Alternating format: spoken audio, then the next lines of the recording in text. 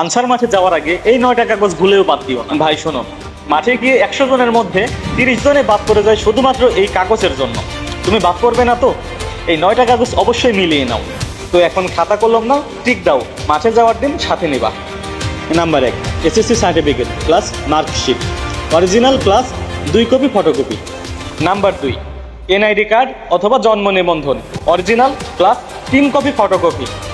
Number 3, chairman বা কমিশনারের নাগরিক সনদ অরিজিনাল 2 কপি। নাম্বার 4, চারিত্রিক সনদ অরিজিনাল 2 কপি।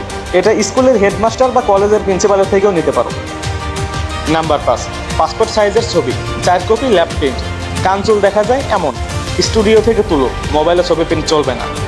নাম্বার 6, আবেদনের কপি প্লাস টাকা জমার রিসিপ্ট answervdb.gov.bd থেকে আবেদন করার পরে পিডিএফ ডাউনলোড করো, তারপর 2 কপি প্রিন্ট করো। নাম্বার 7, অভিভাবকের সম্মতিপত্র। নাম্বার 8, বৈবাহিক অবস্থার সনদ। নাম্বার 9, কলম, আঠা, স্টেপলার এবং স্কেল।